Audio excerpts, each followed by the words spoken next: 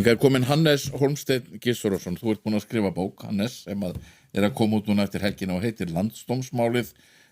Stjórnmálarefjar og lagaklækir undir titillinn og við eiginlega svona þarna gerist að það kemur rannsóknarskýrsla Alþingis og rannsóknarnefnd Alþingis skilar skýrslu inn og það þingmannanefnd og úrverður að það farin þessi leið sem endar með því að landsdómur kvaddur saman og Geir Haarde, forsætisráðherra, leiddur fyrir dóminn einn manna. Þetta svona í stuttumáli, grófumáli atburðarásin.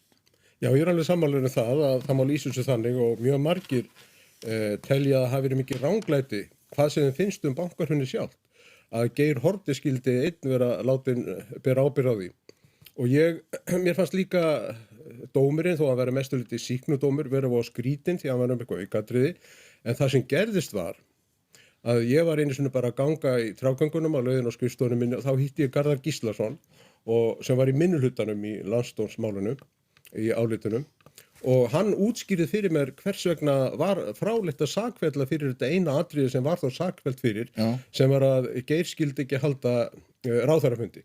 Hann sagði að þetta ákvæði var sett inn í stjórnarskrána árið 1920 af þeim sérstöku ástæðum að Ísland var konungsríki og forsætisráðherrann fór tvisvar á ári, sigldi til Kaupmannahafnar og þá bar hann upp máli í ríkisráði sem fyrir sig og alla aðra ráðherra. Og þá var það að tryggja að allir aðrir ráðherrar hefðu veitt honum umboð sitt. Og það ekki sambarilegt ákvæði í dönsku stjórnarskránni og þetta ákvæði tekur þessna eingöngu til þess að þarna eru málefni sem á eftir að bera upp í ríkisráði sem á að halda ráðherrafundi En Geir var sakfelldur fyrir að hafa ekki tekið yfirvofandi bankarhrun á dagskrá ráðherrafunda og þá sá ég bara að þetta voru lagaklækir sem ollu því og þá fekk ég áhuga á málinu og fór að grafa niður í það og grúska í því og úr var þessi bók sem hafði ekki verið neitt áætlun hjá mér að skrifa. Það náttúrulega eitt í þessu að hann Geir tekinn einn. Já. Og það náttúrulega aðdragandi að því máli að fyrst halda menn kannski að það verði fleiri sem fari fyrir dóminn, til dæmis Ingibjörg Sólrún, Björgvin G. Sigurðsson, en það verður ekki. Í þessu eru tvær spurningar finnst mér. Önnur spurningin sú, var þetta fólk sekt refsiverða háttsemi? Það getur vel verið að það hefur gert mistök, en eitt að gera mistök og annað að vera sekur refsiverða háttsemi. Og hitt atriðið eins og ég nefni í bókinni að ef átti að fara að ákæra Geir, þá hefði átt að ákæra eða ásaka marga aðra sem voru alveg jafn ábyrgir fyrir því sem gerðist í aðdraganda hrunsins og Geir var. En ég sé hins vegar ekki að hafi verið að ræða neina refsiverða háttsemi hjá neinum. Sannleikurinn sá að við höfðum þessa rannsóknarnefnd sem hafði ótakmörku fjárráð, aðgang á öllum upplýsingum. Hún fann engin skýr lögbrot hjá neinum. Nei. Það það sem stendur eftir alla þessa rannsókn. Og ákæran byggir á rannsóknarnefndinni. Það eitthvað eitt þú nefnir að það hafi aldrei verið sjálfstæð rannsókn. Já, þetta var naglasúpa. Á sakarefnum. Þetta var naglasúpa, alveg svo skálkarnir þeir töldu fólki trúum að úr naglanum hefðu þeir búið til súpuna en fengu alls konar aðra hluti, þá var það bara naglasúpa í þeim skilningi að ákæran byggð eingöngu á rannsóknarnefndinni og það var ekki framkvæmt nein sjálfstæð sakamálarannsókn og það eitt gallinn við þetta vegna þess að í sakamálarannsókn þá nýtur sakborningurinn ákveðna réttinda. Hann hefur andmælarétt, hann getur komið með einhvern sem leiðbeinir honum, réttargæslumann og hann getur gefið skýrslur og svo framvegis. Þannig að Geir var neitað þann rétt að vera ekki ákærður fyrir að farið hefði fram gegn honum sakamálarannsókn og það eitt sem dálítið mikilvægt í því sambandi, það að þingmannanefndin sem tók við skýrslu rannsóknarnefndarinnar, hún hafði alveg fulla heimild til þess að láta framkvæma slíka sakamálarannsókn. Og þetta var gert í Danmörku í málum þar voru 2 saksóknarar sem störfuðu hlið þingmanna í rannsókninni. Þannig að málsmeðferðin í öllu þessu var mjög ranglát og líka það sem þú bentar á hér áðan að ef það átti að fara að ásaka Geir, átti það ekki að ásaka marga aðra. En hverjir eru stjórnmálarefjarnar í þessu? Erum að tala um pólitískar ofsóknir að þínu mati? Ég myndi að segja refjar frekar en ofsóknir og ef við lítum á afgreiðslu málsins á þinginu, þá þurfti að sameina fyrir þau Steingrím og Jóhönnum, það þurfti að sameina nokkur atriði. Þau vildu auðvitað að gamall pólitískur andstæðingur þeirra yrði settur á sakamannabekk, það hentaði þeim. En hún áttaði sig á því, Jóhanna, hún var látin vita því líka, að ef hún hefði, ef samfylkingaráðherrarnir hefði verið ákærðir, þá hefði samfylkingin líklega klofnað. Það var atriði númer 1. Síðan atriði númer 2 að ef enginn hefði verið ákærður, þá hefði Vinstri grænir hugsanlega rofið stjórnarsamstarfið.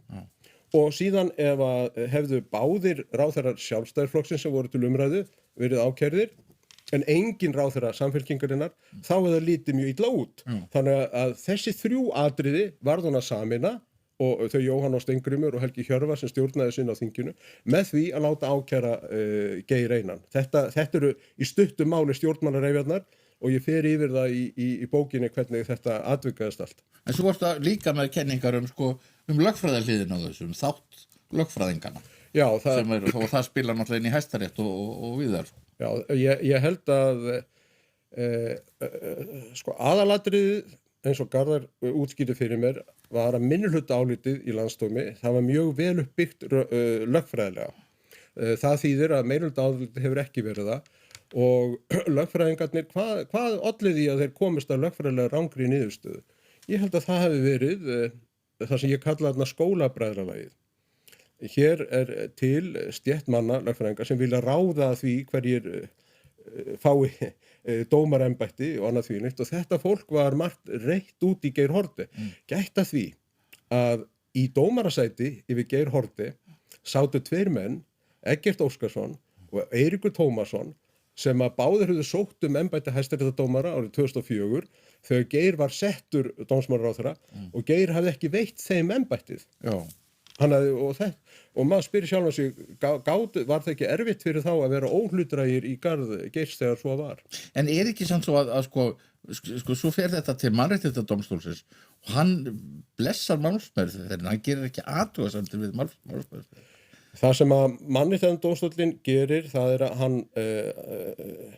hann horfir á það að ríkjum selt sjálfdæmi það hvernig koma fram ábyrgð lagalegur og pólitískri ábyrgð ráðherra og hann taldi að Íslendingar hefði ekkert brotið neitt með því hvernig komið fram þessir ábyrgð þannig að dómurinn gerði ekki neinar athugasemdir við að það væri til landsdómur. Sem ennþá til, er það ekki? Já, og ég ger sjálfur ekki neina athugasemdir við það því ég held að landsdómur sé til.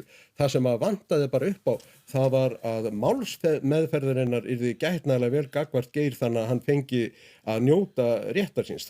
Gallarnir eru þeir, en ekki beinlínis að hafa landsdóminn. Ég held að þurfum að geta komið fram pólitískur ábyrgð á ráðherra og ef þú spyrðir mig, það kemur nú ekki fram í bókinni svo sem, þá myndi ég líka segja að við ættum að gera það sama og norðmenn þar að láta svið landsdómsins líka teygja sig yfir á dómara. Til dæmis ef dómari dæmir eitthvað rangt gegn betri vitund, það ekki nein leið til þess að koma honum fyrir rétt. Þannig að ráðherrar og dómarar þeir ættu báður að sæta landsdómi. En það sem verður síðan úr þessu eftir þetta mál er að Geir dæmdur honum álasað fyrir nokkra hluti en hann dæmdur fyrir það bóð ekki til ríkisstjórnarfunda og en dómurinn síðan refsilaus þannig að það eins og menn séu að fara bil beggja í þessum dómi. Engin vafi, það skýringin að það sem að Markus Sigurbjörnsson, forseti landsdóms og fleiri eru að gera, það að þeir eru að reyna svona að finna einhverja leið sem allir getur sætt sig við. Og þess vegna henda svona smá góðgæti í Steingrímur Sigfússon og aðra ákærendur sem að sakfella Geir fyrir að halda ekki ráðherrafundi sem hlægilegt aukaatriði, formsatriði en þetta áttu þeir ekki að gera, þeir áttu að dæma eftir lögunum sjálfum og eins og ég sagði áðan þá þessi túlkun á þessu lagaákvæði í raun alveg skýr og Geir var ekki látinn njóta vafans það og það svo mikilvægt í þessu öllu saman að gera greinarmun á því hvaða gagnrýni við getum haft uppi gagnvart ráðamönnum fyrir bankahrunið og hvað refsiverð háttsemi. Það allt annað mál og það var engin refsiverð háttsemi að halda ekki ráðherrafund og ég skal bara benda þær og dæmi það að það eru 2 alveg skýr dæmi sem ég ræði í bókinni Eitt dæmið það að 1956 þá var það þannig að utanríkisráðherrann og forsætisráðherrann Hermann Jónasson og Guðmundur I. Guðmundsson, þeir fóru aldrei með það á ráðherrafundi hvaða samninga þeir voru að gera við Bandaríkjamenn. Og ástæðan til þess var sú að þeir treystu ekki vinstrimönnunum, sósíalistunum sem voru í stjórninni, því þeir voru þá í nánum tengslum við Moskvuvaldið. Hitt dæmið sem ég nefni að þeir Halldór Ásgrímsson og Davíð Oddsson, þeir ákveða það sjálfir og bera það ekki undir utanríkisnefnd Alþingis og ekki undir aðra ráðherra, Guðjón Ágústssyni mjög óvart. Það þeirra lýsi yfir stuðningi við Íraksstríðið. Og það sem dálítið athyglisvert við það, stuðningi við Íraksstríðið sem var ekki borið upp í ríkisstjórnina á undan, ekki haldið neitt ráðherrafundur að Halldór Ásgrímsson fékk flokksbróður sinn og vin, Eirík Tómasson, til að skrifa þetta álitsgerð og í álitsgerðinni segir Eiríkur að það hef ekkert verið athugavert við þessa málsmeðferð þeirra. Síðan sest hann í landsdóm yfir Geir Haarde og sakfellir hann fyrir að hafa ekki borið vanda bankana upp á ráðherrafundi. En svo eitt í viðbót. Hefði nú verið skynsamlegt af Geir Haarde að bera vanda bankana upp á ráðherrafundi þannig að hefði spurst út. Hefðu bankarnir ekki fallið leið? Í bókinu minni geri ég greinarmun á tvenns konar hættum. Annars vegar hætta sem minnkar við umtal eins og hætta jarðskjálftum og öðru slíku. Því betur sem við vitum hættuna, því betur getum við búið okkur undir hana. Síðan til hætta sem eykst við umtal og ein slík hætta hætta á áhlaupum á banka. Og það má jafnvel segja að það hefði verið mjög glannalegt af Geir Haarde ef hann hefði sett yfirvofandi bankahrun á dagskrá ríkisstjórnarfunda. Segðu mér, svona til að klára þetta, þú talar að þarna hafi verið aðför að Geir og hún hafi mistekist. Lítur þú svo á að þetta hafi verið aðför að Geir Haarde? Þetta var tímalnöst og ekki dæmt eftir lögum, heldur til þess að ég hef nú bara orð Jóhannes Sigurðardóttur fyrir þessu, að þegar ákæran, eða tillögurnar ákæruna koma fram 11. september, þarna árið 2010, þá Jóhanna spurð, verður þetta ekki til þess að róa almenning? Og Jóhanna svarar, jú, til þess var nú leikurinn gerður, til að róa almenning. En það ekki markmið lagana. Markmið lagana að dæma menn fyrir það sem þeir eru sekir og Geir hafði ekki framið neinn refsiverðan verknað í þessu og það sem meira og það verður að undirstrika það í lokin.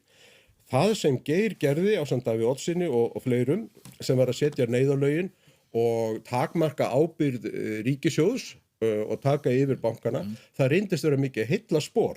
Það sem kom í ljós í skýrslu Alþjóðagjaldeyrissjóðsins árið 2016 var að ríkissjóður græddi 9% af landsframleiðslu á því að hafa tekið bankana yfir og bankastjóri Írlandsbanka, seðlabankastjórinn írski, Lonahan, hann sagði þið gerðu allt rétt, við gerðum allt rangt. En það eru sárindi ennþá eftir þetta? Já, það alveg rétt hjá þér. Ég spurði nú alla þá sem hefðu greitt atkvæði með því að ákæra Geir segi ég, með því ákæra Geir hvað þeim fyndist og þeir eru svona gefa misjafnar niðurstöður, margir sjá eftir því, aðrir eru sömu skoðanar voru og mér telst til að séum 20 núna sem að myndu vilja ákæra Geir ef að máli verið lagt fyrir núna, sem þýðir að það minnihluti. Hannes Hólmsteinn Gissurarson, prófessor í stjórnmálafræði við Háskóla Íslands, var að senda frá sér þessa efnismiklu bók landsdómsmálið og hann kemst að mörgum niðurstöðum ef svo má segja. Förum í það eftir nokkrar mínútur, en fyrst, Hannes, velkomin. Takk. Þín sýn á sjálft bankahrunið, hvað olli? Ég held að spurningin sé, hvað var til þess að bankakreppa sem var fyrirsjáanleg og eðlileg niðursveifla eftir uppsveiflu breyttist í bankahrun og ég held að ástæðan til þess að verið það sem kallað hefur verið í fræðunum svartur svanur. Það að segja óvæntur atburður sem verður við það að margt leggst á eitt eitthvað sem enginn sá fyrir. Það var ekki fyrir en eftir bankahrunið sem allir sáu það fyrir eins og Þórunn Eldjárn sagði, og sumt af þessu sem að olli þessu var til dæmis svo ákvörðun Evrópska seðlabankastjóra að veita íslensku bönkunum ekki lausafjárfyrirgreiðslu, svo ákvörðun Seðlabanka Bandaríkjanna að veita bæði sænska, danska og norska seðlabankanum lausafjárfyrirgreiðslu en neitaði íslensku það, og svo ákvörðun breskra stjórnvalda að bjarga öllum breskum bönkum nema þeim 2 bönkum sem voru í eigu Íslendinga. En var þetta ekki glannaskapur af hálfu íslenska auðmanna? Jú, að sjálfsögðu var það. Og þeir gerðu margvísleg mistök. Þeir til dæmis komið sér dálítið illa erlendis. Þeir voru með uppblásið eigið fé. Þeir þóttu fara glannalega. En hvað kemur í ljós hins vegar þegar málið er gert upp mörgum árum seinna?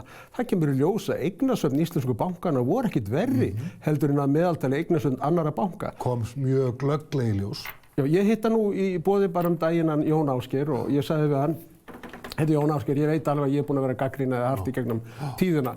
En í öllum þeim þáttum sem ég fer í út af þessari bók núna, þá bendi ég á það að þínar fjárfestingar voru alls ekki vitlausar. Það fékkst miklu meira upp í kröfurnar heldur en við heldum. Er ykkur vel til vinna? Sko, mér er eiginlega vel til við allt mannkynnið og ég dáist að honum fyrir hans dugnað og framtakssemi, en ég gerði athugasemd það á sínum tíma þegar hann og nokkrir aðrir auðjöfrar ætluðu sér að taka stjórnin á Íslandi. Og ég held að það setja þetta hliðstætt við það þegar embættismenn og sérfræðingar ætla að taka stjórnina. Þeir sem eiga að fara með því pólitíska vald, það eru kjörnir fulltrúar fólksins. Gott og vel. En þá var landsdómsmálinu sem var feikilega umdeilt á sínum tíma og kom fyrir Alþingi Íslendinga. Þar þurfti margir að taka afstöðu og almennt séð þá talar þú vanhæfi svo margra í þessu máli. Ekki bara þingmanna, heldur líka embættismanna og hæstaréttardómara. Það er náttúrulega út af návíunu íslenska. Já.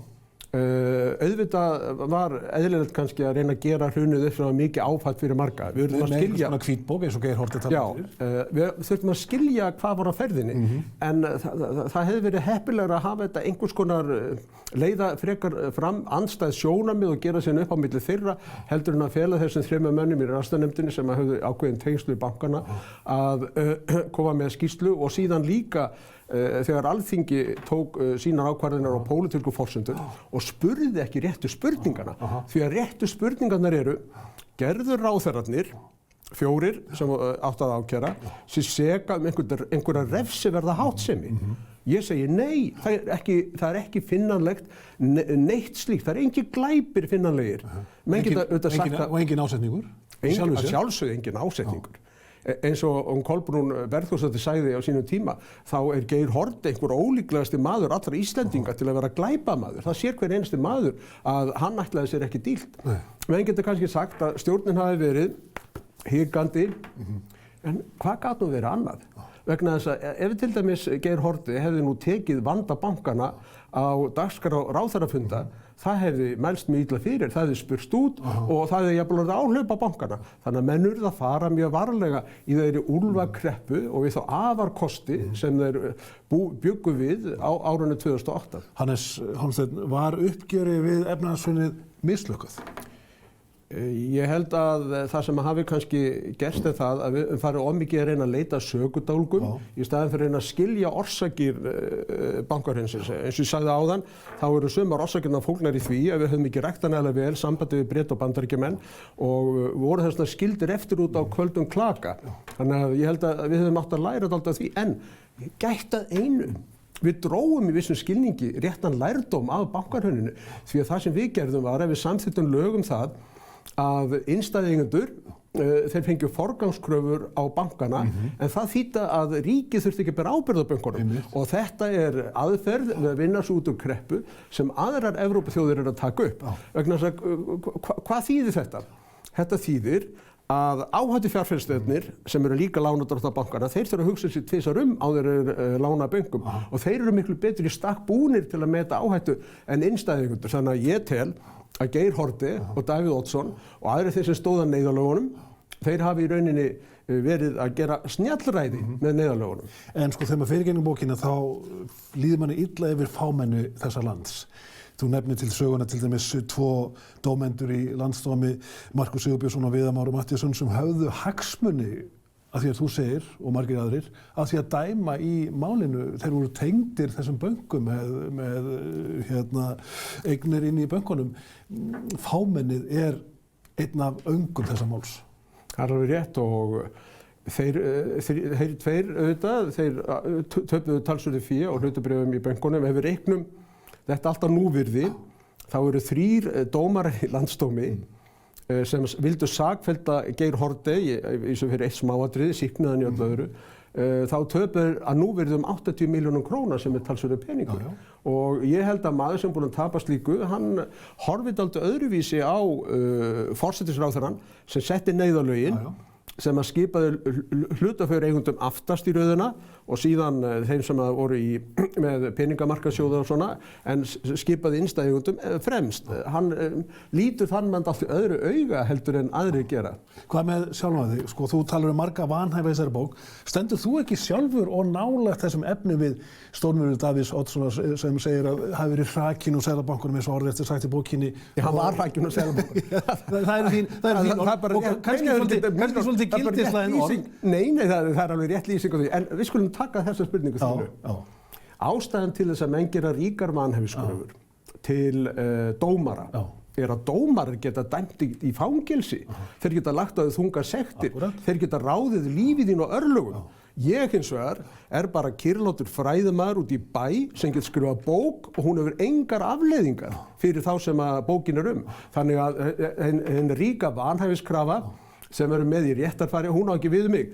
En þú átt samt alveg rétt á að bera fram þessa spurninga. Er eðlilegt að ég skrifa þessa bók að því ég stóð svo nálægt mörg af þessu og er vinur þessara manna, bæði Davíðs Oddssonar og Geirs Haarde? Þá svara ég tvennum. Í fyrsta lagi þá held ég auðveldara með að skrifa þessa bók að því ég stóð svo nálægt þessu og veit svo mikið sem aðrir vita ekki.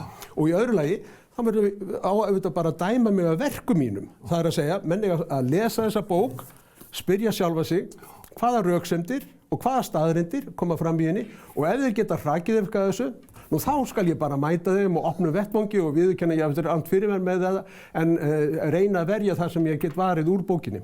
Hannes, bestu þakkir.